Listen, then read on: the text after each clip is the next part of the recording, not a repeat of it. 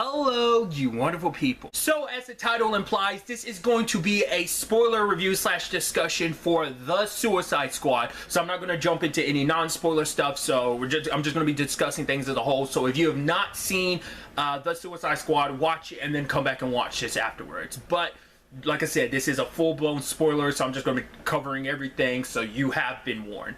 So first and foremost, I like how they went about this, kind of introducing you to like the B team, or rather like the sacrificial lambs. It's actually interesting when you break it down, knowing like Harley and Rick were a part of the diversion team and stuff like that, especially because there was a lot of mismatching in this team, and I was wondering like why that was. I guess it's just legitimately they didn't do the research they were supposed to, like the whole thing about like especially like when we get introduced to Savant and he's looking at everyone like, oh, look at all these amateurs. Obviously Blackguard like tripping, being like, oh my god, like I'm next to a werewolf, and it's like, no, he's not a werewolf, he's a weasel. I mean, yes, he's killed like 27 children, but the fact of the matter is, you know, we told him kind of not to do that. Also, like Captain Boomerang's like, Harley, it's like, yeah, because the whole question has been like, obviously this is supposed to be kind of a soft reboot, but it seems like it's a soft reboot slash sequel slash continuation, because there are certain elements in this that have been pushing forward the narrative, especially like this definitely seems like it's like a, oh, like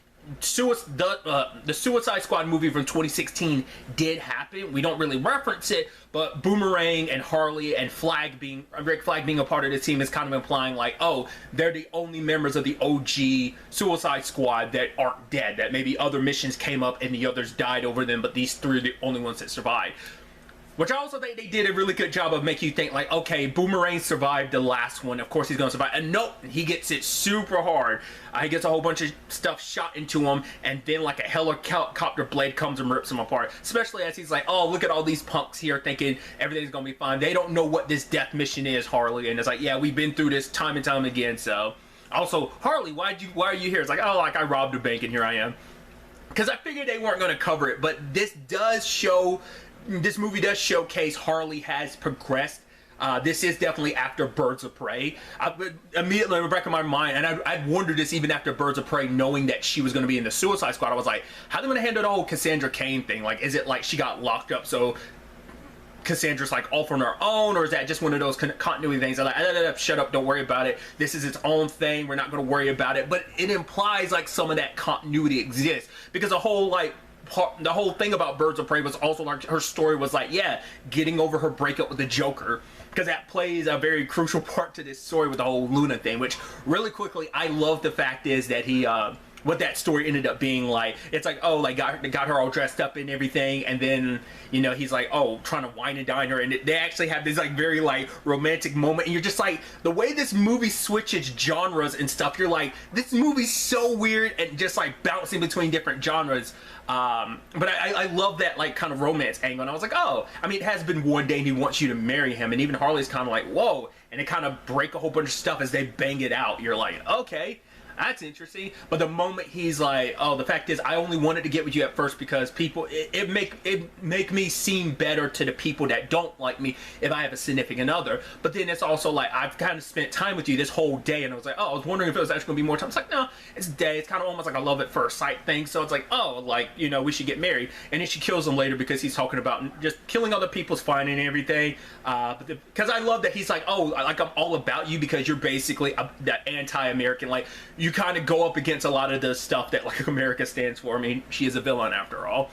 But it was interesting, the fact is that her reasoning for it too, it's like, right, she's like, the promise I made to myself is the next time I'm ever in a relationship, like ever presented like, you know, with a boyfriend situation, I take notice of the red flags and I would murder him if those red flags came up. And it's like, yeah, and he's like crawling, and she's like, I know what you're thinking. You would probably think to yourself like, why would you do that? And I'm like, why are you screaming at me? And then you'd say, and she's like, oh, but you look perfect the way you are, with all those nasty thoughts or whatever, those negative thoughts like flowing out of your head like that. I was like, there's like this twisted, beautiful Harley to that element to that. But like I said, it does like continue her story from Birds of Prey of like, yeah, I was already in one crappy relationship. I was promising myself I'd never be in another relationship like that again. I like how, like I said, they reference it without really referencing it. It does a good job of progressing her story in that regard. Once again, it still leaves open the question of, what's Cassandra up to? Once again, probably just something not really worried about in this continuity. But if we ever do cut back to Harley's story, it is going to be interesting to know, like, if they do like a Birds of Prey 2 and she's a part of it, or whether she's not, or just wherever potentially the next part of Harley's story could be, like, whether or not like Cassandra would be with her and whether they'd answer that or not. It'd actually be interesting. I don't think enough time has passed by, but I think it'd be interesting if somehow she found herself like with like the Bat family already. I mean, they're not in Gotham anymore, so like that's why I don't see that being likely. Plus, she's super young at this point, so I don't see her becoming Batgirl and then Orphan just yet, considering how young she is. But I mean, I don't know.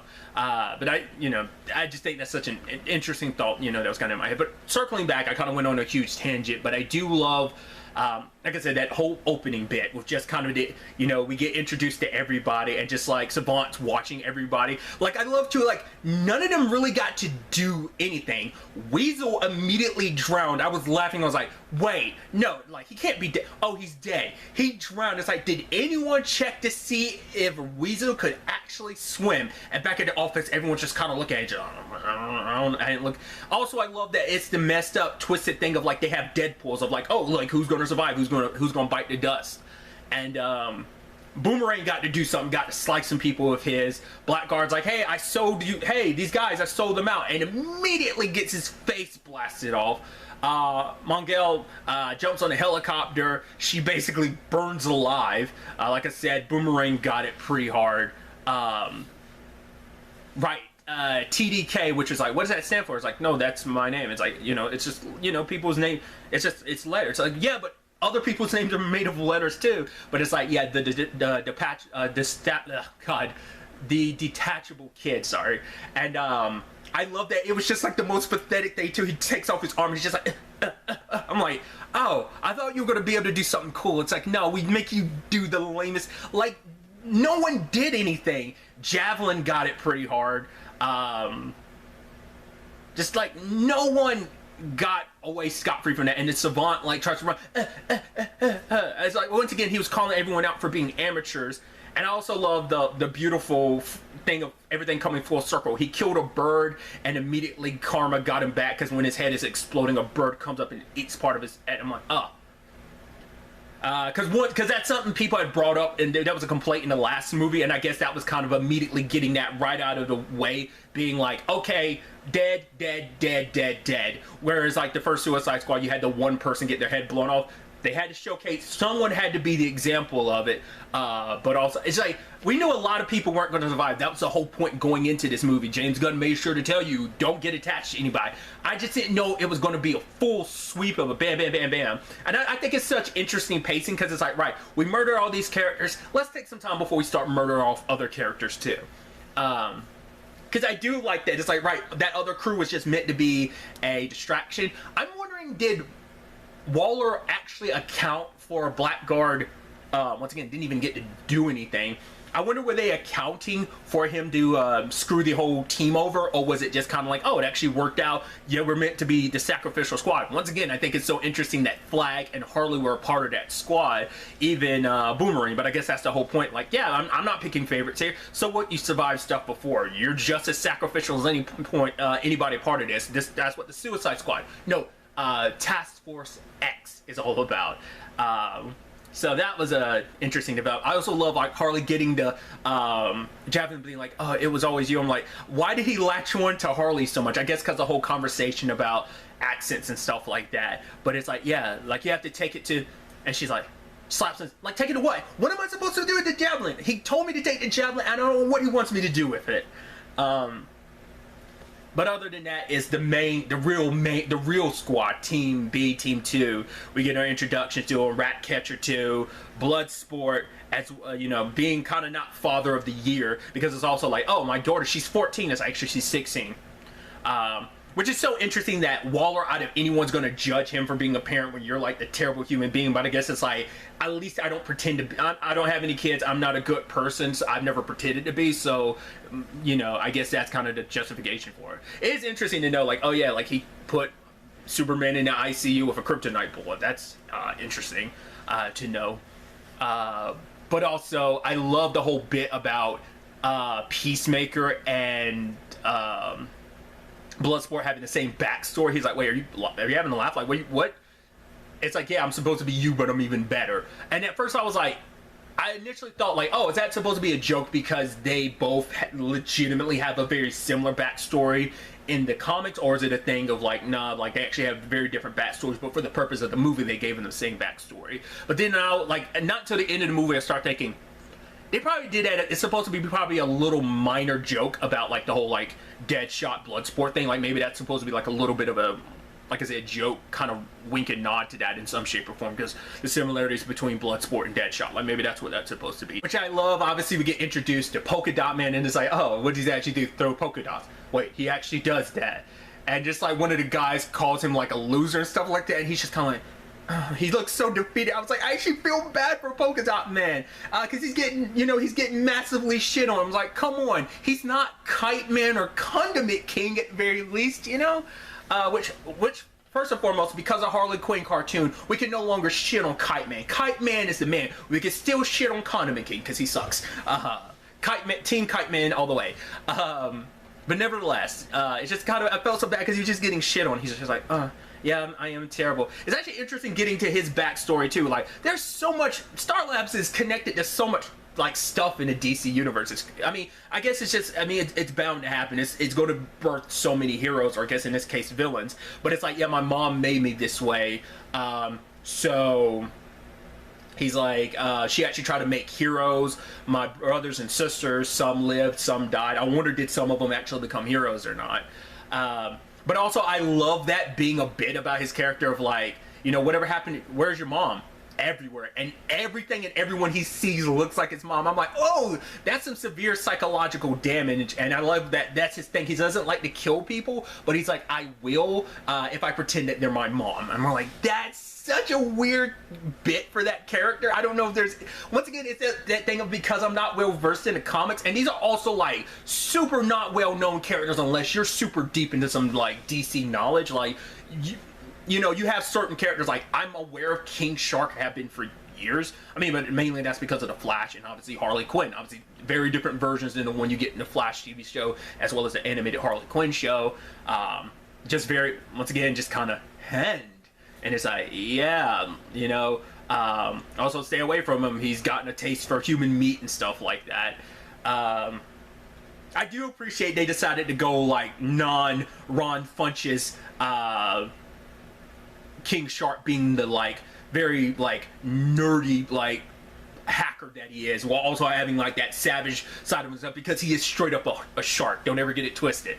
I even love that whole bit of him trying to eat rat catchers. Like, what are you doing? And she's like, oh, if you had friends, would you eat them? And it's like yes. You know the answer is yes. And he's like, no, question mark. You know, so it's like, okay, let's be friends and everything, which also her thing of controlling rats and finding out that Bloodsport is like super, like, he has a phobia of rats and stuff like that. And it's like, once again, he's supposed to be the leader of the team and he has a phobia of rats. I'm like, why are you giving, I love that it's just, you know, it's kind of the juxtaposition of like, oh, he's this badass who can turn any weapon, anything in his hands into a deadly weapon, and he's scared of rats. It's an interesting thing. I find that so fascinating. Then there's that element where like Rick got kidnapped, and so the team is meant to go rescue him, and I love the whole situation of them like systematically killing all these people. At first I'm like, these people don't seem like well-trained soldiers. Are we gonna find, oh cool, we find out that they super aren't. They're part of the resistance. That's why they were kind of easily killed. To be fair, a lot of the trained soldiers and military people later on get super killed easily too. I mean, we're dealing with like very trained villains in certain regards. But I love the whole bit of like, the whole like, Peacemaker versus Bloodsport, them showing off, and he's like, oh, like, there's no need for a show off. He's like, unless what you're doing is dope as fuck or something like that, and just Bloodshot being like, fuck. Bloodsport, I said Bloodshot. Bloodsport being like, fuck. That's true. I'm like, I love that. You would think he's the straight man in this like comedy situation, and it's like, nah, he's just as like, he's just as much a part of the gags and stuff like that. I mean, to be fair, the whole, you know, having a rat phobia and everything. But it's like, oh, Rick, we came here to save you. It's like, why did my, like, Soul was kind of like, why aren't my men, like, let me know you were a rival?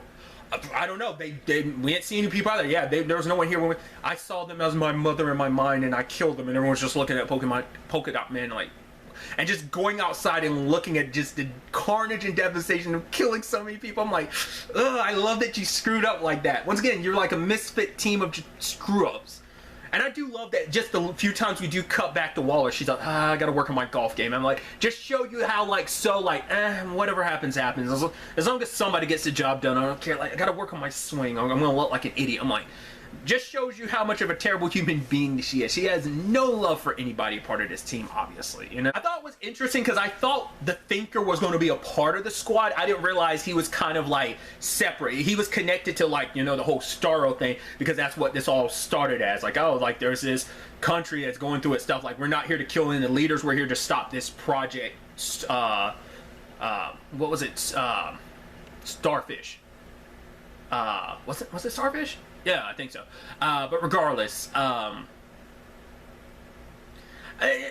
guess now in retrospect, because I was thinking about that scene at the beginning of, like, you know, it's like Bloodshot being like, I just keep saying Bloodshot. Bloodsport says like, oh, we're all gonna die, and Polka Dot Man's like, I hope so. Just kind of, once again, he's just all down on himself because he's like, I'm an abomination. I guess because it's also like, right, if he doesn't release those polka dots like every, like, what, 2 days or something, they're gonna like dissolve him, and he's just like, he legitimately like pukes them out and stuff like that. He's like, nah, it's just a rash. It's like, no, that doesn't look like a rash. But circling back to what I was bringing up earlier, like the whole point about the Thinker, I thought he would be a part of the squad, but like I said, he was just a separate thing. I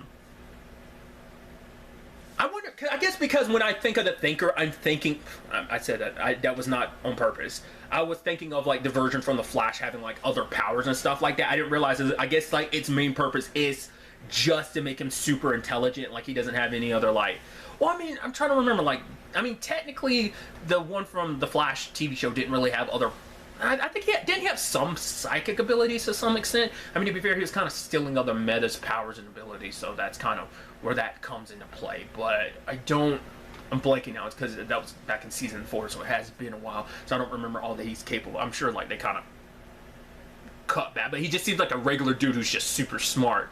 But finding out about Starro being like immediately going like, oh yeah, like this like space starfish, and it basically controls people's minds. I'm like, okay, cool, interesting. Like immediately setting that up of like, oh, this isn't something that was born on Earth or made from experience. Like, no, this thing is super from space. So, but obviously they're working together to deal with this project. But obviously the moment they get the Thinker, which I love that, like everyone's celebrating and they're drinking and everything, and Sebastian being like, first and foremost, the rat, he's the star. He's the star of the movie. No, once again, no pun intended with the whole Starro thing, but he just, it's actually like, I'm not the biggest fan of rats, but I'm like, that's a cool rat, because he also gets his little differentiating, like he's differentiated from the other rats because he actually has like a little bit of clothing. Plus he's the one that like is always with Ratcatcher too, and just like waving, and it's like super adorable. And also it's like, right, everyone gets some drinks, and it's like, oh, you forgot to give our rat friend some drink, and he's just kind of like there, and it's like he's drinking too, and it's like we're supposed to be giving one shot, but everyone's kind of drinking. It's like, hey, here's to surviving in the next 3 hours or whatever. But it was kind of nice because obviously the OG squad, you didn't get to see them like actually kind of bond like that. Like, hey, it's kind of crazy that we are bonding, but it's like, yeah, we could all die at any moment, so why not live it up? Because we learned a little bit about Ratcatcher too. Like, once again, I think that's so interesting. I think we kind of quickly got some time with every character's stories, like in this, like we did in the first one. I think it flowed a little bit better. I'm saying as someone who did like the first Suicide Squad. I should have brought that up at the beginning, but I've also mentioned that other places as well. I know that's kind of like a unpopular, I mean, everyone's entitled to their opinion. I liked it. I know that's not how a majority of people feel. I know that I'm in the minority when it comes to that. Backstory is actually pretty sad, knowing that like she kind of lived on the streets, and it was kind of born of her father's burdens, as she said, like drugs and stuff like that. And the fact is that, you know, they lived on the street and everything, and despite his issues and everything, he was still a loving father, which obviously can be said a lot more than Bloodsport. Like, the fact is that his dad was kind of abusive and locked him in a crate and put a whole bunch of rats, starving rats in there, hence why he hates rats. That kind of created a phobia. But ultimately her dad's burdens got the best of him and he ended up dying. But despite everything, like, he's the one that taught her, because he was the rat catcher one, and he's the one that built the technology that allows her to like control rats.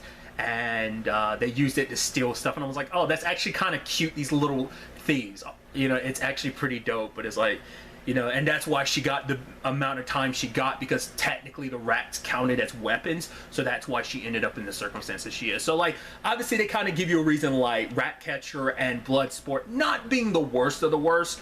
I mean, like, the only crime, well, we know he's killed people for money. Obviously that was the whole point where Peacemaker is like, oh, I do it for, like, even made it clear from the beginning, for peace I will, you know, it doesn't matter how many men, women, or children he has to kill, which is like pretty brutal, of just being like, oh yeah, like, I'm a terrible cat version of Captain America essentially, and I will kill whoever I need to if it means, you know, the necessities needed for peace, which kind of comes full circle at the end, but we'll get to that soon enough. But obviously, once again, we didn't really dive, like, got a little backstory and like on the other characters and stuff like that, like King Shark and everything. I love why everyone's kind of drinking. He's kind of just stuck on the inside of the van and everything. But like when they got the Thinker, they're like, all right, we're gonna go, and eventually when they ended up busting out, when all three of them, Peacemaker, Rick, and Bloodsport all got captured, it ended up breaking free. It's like, right, we're supposed to be going to Jotunheim, but it's like, nope, we're going to go rescue Harley. No one gets left behind, which I think is actually pretty dope that Rick is like that, because even Harley's like, wait, you were going to save me? I can always go back in there, you guys can run. And it's like, no, that's very patronizing. But it's like, oh, and she's like hugging him and like, oh, that's so sweet. And he's like, yeah, I'm kind of rubbing her back with the gun like that, like, yeah. And it's like, it's actually really sweet, because it showcases the fact that they've been through so much. But I also love like her escape. It's just kind of like, just went in badass mode, just like, I guess you'd almost think like no shocking would have any effect on her. Like, you would think, considering like what the Joker did to her, that you would think any tasing or anything wouldn't have the biggest effect on her anyway, so she kind of passes out from it. But it's like, I was like, hasn't she been like tased a lot? Isn't that kind of part of, like, they showcase it in the first Suicide Squad? That's kind of part of like what Joker did to her. It's like, so that probably wouldn't have the biggest effect on her. She's probably kind of a bit of a masochist because of all of that too. But her breaking free, once again, like giving her own action sequence, you know, very just like gunplay, just like serious mode, bam, bam, bam, putting people down like it's not. But I also love they add like that Harley flair of like, you know, it's like, okay, a whole bunch of flowers are flying up. When I saw that in the trailers and stuff like that, I'm like, oh, is it just something in the environment? It's like, no, that's all in her head. I guess it's like, I guess for her it's supposed to be like, oh, it's almost like a video game. And even like, oh, here's the spear, like, oh, it's so brightly lit, and like, oh, here's a symbol representing it. She grabs it, and then, you know, Birds of Preying it up a little bit, like with the close quarter combat, just slicing through people with the spear. And it's like, yeah, I escaped on my own. But once again, oh, Rain, it's just like Angel splooged on us or something like that. And it's, you know, it's like, oh, I got this spear, you know, until God chose me where to go. And she's like, Jesus Christ, yeah, or him, or anyone else. But I love like the team dynamic. You just kind of wish they did have more time together. But obviously it's about shutting down this project. It's so cute. You have King Shark making the little Peacemaker. He's like, that doesn't look like me, but it's pretty good. And I'm like, oh. I also love that he's just casually wandering off on his own too. It's like, oh, we've got these other floors, and he's going off on his own. It's like, okay, cool.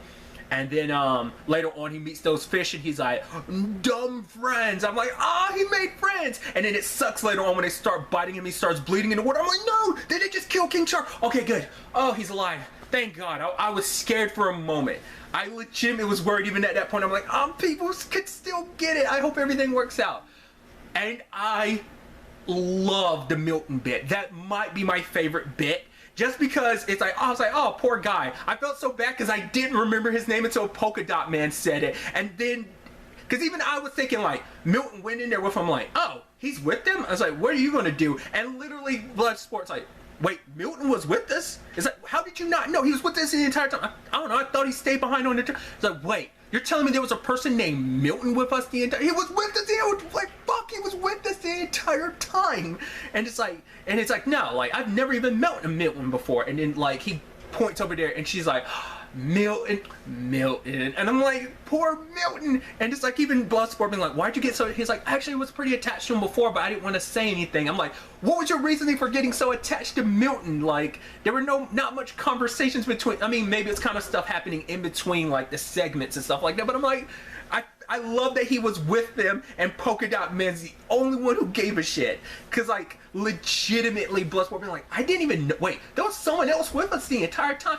No way. No, I think that might have been Harley though. So they were both sharing that same sentiment. Probably my favorite bit in the movie. Just like, yeah, this regular good dude for whatever reason was still with us. It's like, he was helping us out. Like, what was he really gonna do? I'm like, oh, you poor bastard. I love it. Oh, it reminds me also like the mustache bit. It's like, he's like, oh, like he'll go into disguise, he'll put on a fake mustache, and it's like, that's the worst fake mustache, you know, because if you did fool us with that fake mustache, you know we'd have to kill you, because technically you would know what we were up to and you're not part of your team, or something of that nature. I love it. But I thought it was such an interesting turn for the other side, where the team was dealing with all that other stuff, where it's like, oh, we deal with the really serious stuff of, hey, the fact of the matter is, because like the moment like Peacemaker disappeared, I was like, is he about to betray the team? And technically he did, but it's because Rick found out, like when Rick found out from the Thinker, like, wait, this was actually the US government's project, because it's like, right, you're going to do something terrible, because obviously your citizens aren't going to be too happy about that, so why not do it in another country to kind of have that plausible deniability? And it's like, right, you guys were sent here to cover it up because there was all this like coup and stuff like that happening in this country, so they were worried about their involvement getting brought to light with like Project Starfish, so they were like, oh, just get rid of that. So Rick wanted to do the right thing, and I think it's an interesting element that like passes throughout this entire thing of like, yeah, we might be villains, but when it comes to kids, it seems like, I guess that's almost them painting him to like Peacemaker to be the biggest piece of shit in the team, because he's the one that's all about like, if I have to kill kids, I have to kill kids. So like, but everyone else is kind of like, we know where Bloodsport stands on it, because he's like, oh, I'm a father, obviously, you know, Ratcatcher too, like she's a daughter, and so it's like, right, like, you know, having been you know, an innocent kid herself, like of course she wouldn't. And Harley made it clear, like, nah, kid, I draw the line at killing kids. I might be a psycho, but I'm not that much of a psycho. Once again, just painting Peacemaker as the biggest piece of shit on the team. And so the whole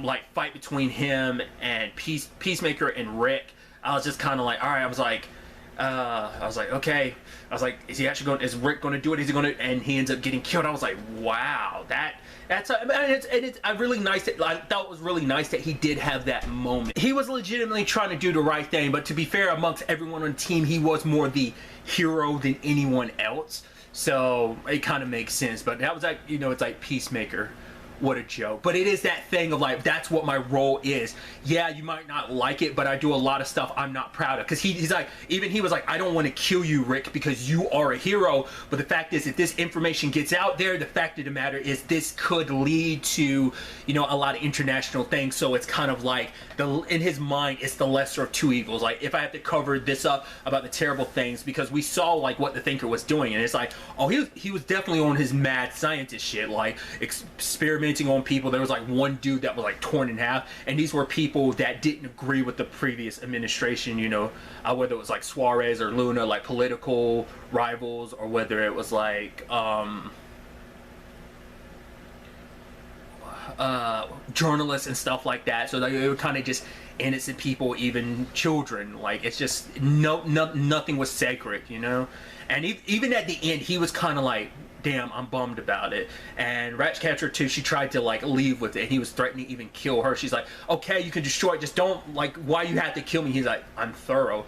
Even him being like, I'm sorry, kid. And I like how it all kind of came together while the building's like crashing down, especially with Bloodsport like landing on one floor, and then those two floors coming down, making 3 floors, and then they just kept stacking upon each other until he finally landed at the very, very bottom. And the whole him and Peacemaker showdown, like the bullets, I was like, that's pretty sick. And it's like, how? It's like, smaller bullets. I'm like, love how that came full circle like that. So it is a thing of like I said, he's a sucky person, but it's interesting knowing like, right, for him it's like I believe in like, you know, fighting for, he's so patriotic that like I'm willing to cross whatever lines necessary to do it, because in his mind it's like I am like doing this for the greater good. Like you know, I'll be the one who has to make those tough choices at the end of the day. I think it's kind of an interesting element to his character. But also another element of King Shark like falling out the building and landing. I was like, oh, please don't tell me. He said, oh, good. And then it's like, no, they're about to open fire. Oh, good. He's bulletproof, which I never knew King Shark was bulletproof. That's pretty dope. And I love that he just, once again, just getting his moments. Eating one dude, ripping another dude in half. Once again, that you see it in the trailers, it's still like such a dope like cinematography moment. Him ripping a dude in half in the thunderbolt. I'm like, that's super metal, dude. But also like him biting that one dude's, I think it was dude's head off, and I love that it's just kind of like I think that was Chavez, if I'm not mistaken, and just like his eyes still blinking, and that the entire scene, like and few scenes, like you see King Shark just like nomming away at like his head bit by bit, just kind of like chewing on it like it's a snack or something.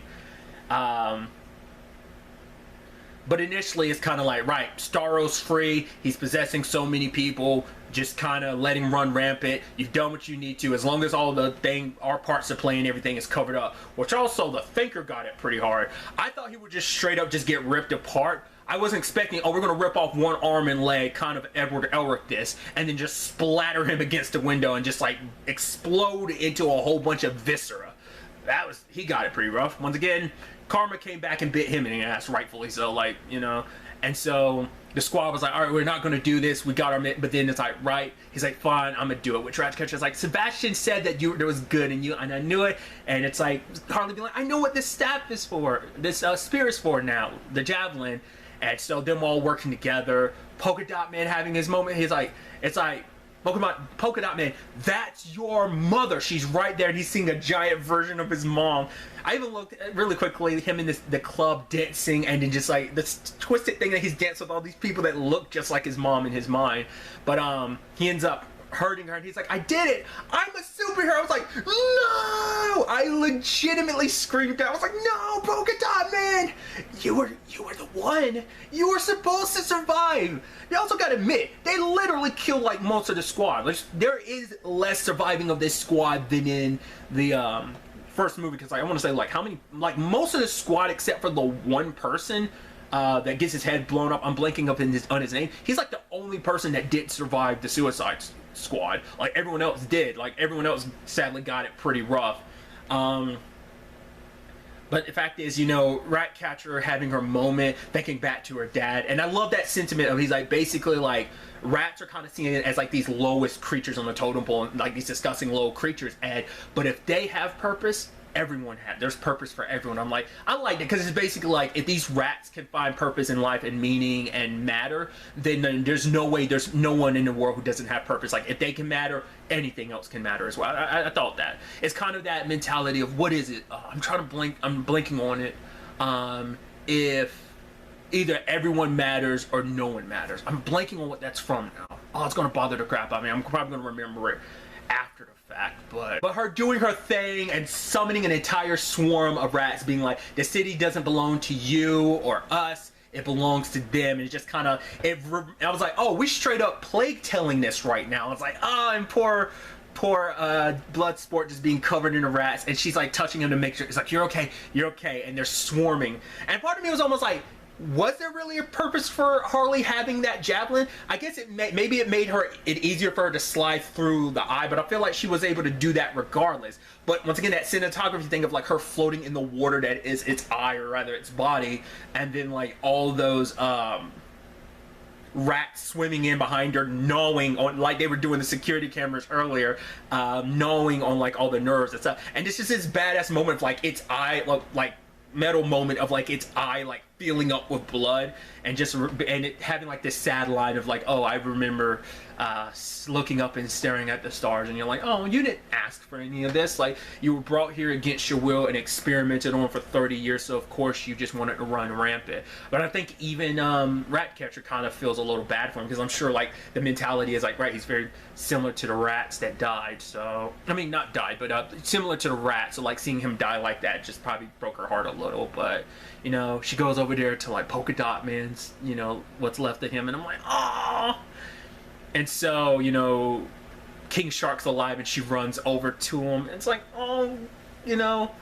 And Bloodsport makes a deal with Waller. It's like, right, I put on a secure thing. You let us live. It never goes anywhere. But if you threaten us or my daughter or anyone, it goes public. Which Harley kind of looks at him. He's like, right, you can't have everything. The fact is, we saved a whole bunch of lives doing what we did. But if we did any, like, you know, we can't have everything. And it's like, you know, but she's like, Rick was my friend. He's like, he was my friend too. Don't have many of those. But she's like, but we can be friends, Milton. He was like, Milton's not my name. She's like, what? We had a whole conversation for like 3 hours about your name being Milton. He's like, not my name. I'm like, once again, just Harley being Harley, completely missing the point. And just kind of like, King Shark being like, Nom? It's like, no. It's like, okay, not Nom. Nom? No. And he's about to say, no. Let's just keep walking. And so they get on the plane and everything. Everyone just kind of relaxes. And, you know, despite everything, I guess, because I was still like, are you sure you're still okay? I mean, he made a promise and everything, but I guess it's like, I guess it's cool. I guess he's not going to eat you. It's the fact is that, I guess he ate enough bodies that maybe it was okay. I mean, he still seemed like he was hungry, asking, can he eat these respective bodies? And so the fact is that you're like, all right, you're still comfortable enough to sleep around him, and everyone's you know, resting, and then like Bloodsport can't, because it's like, oh, this rat Sebastian's there. All right, and once again, kind of a cute moment, a lot of stuff coming full circle. I'm like, that's actually pretty dope. Waller, you know, having got knocked out, which I love that whole thing. And it's like, Dale, get on some satellites, you fucking dick, or something like that. Because it's like, once again, the conversation of they were kids, innocent kids, so they were all about helping. So the entire team kind of betrayed Waller, and it's like, cool. She's just eyeballing them at the end, like, I know you guys screwed me over, hence why they're in the circumstances they are later on. I'm like, all right, you're gonna have to join up with Peacemaker. It's like, that's kind of their punishment. We have to look after this douchebag because he survived. I was like, the moment like, oh, he survived, I was like, oh, please, please, Rick. No, Rick doesn't survive, but Peacemaker does, because we know there is a Peacemaker show. So the conversation was, well, was it going to be a prequel because he might die in this movie, or was it a signifier that he survives? Well, it could have gone either way, but it turns out he survived. So I'm assuming the show is going to be about kind of a sequel to this. Maybe not. Maybe it still will be a prequel. But knowing that he's still alive and he's supposed to save the world and everything. But I think what's going to be interesting is, because at first it begs the question, because like I'm sure people's problem with the prequel would be, right, we're going to see, I mean, to be fair, it presents an opportunity to see the worst of him, of like, right, the fact is that he's willing to do whatever is necessary. We already know that element to his character, but if he had died, you'd be like, oh, like, we already know where his story ends. But if it's being a sequel, it's like, cool, like, the progression he made in this will carry over, where maybe he will be hesitant in the show to ever, like, do what he did in this movie. It's like, right, I can't, you know, I'm already crossed that, like, I've been all about, like, doing whatever's necessary for, like, you know, freedom and being super patriotic and stuff like that. But maybe that time when he has an opportunity to almost kill, like, someone, like a rat catcher situation happens again, instead of being willing to pull the trigger, maybe he himself would be like, no, I'm not going to, without having someone interfere, like Bloodsport. Or the next time a Rick Flag type of thing happens, he doesn't go through with it. So I think that's going to be an interesting development. But other than that, the fact is that Weasel survived. That, I mean, it's nighttime and everything, so I'm assuming like after everything was already gone, everyone's already moved on, he woke up and it's like, oh, I'm not dead. So, cool. Savant saved him.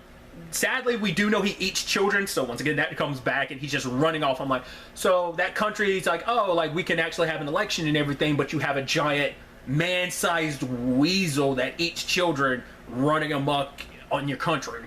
We'll see what, if anything comes about that, but like it's in totality, like, this is just a great movie. It's just so much fun, super bloody, super messed up and everything. But I really enjoyed it. Once again, just a lot of deaths did hit me. I'm like, once again, a lot of people at the beginning not getting an opportunity to do jack squat. I'm looking at you, Blackguard, looking at you, Pete Davidson. Literally didn't get to do anything. And some other people who got an opportunity to do something didn't really live up to it. Well, I'm looking at you, TDK.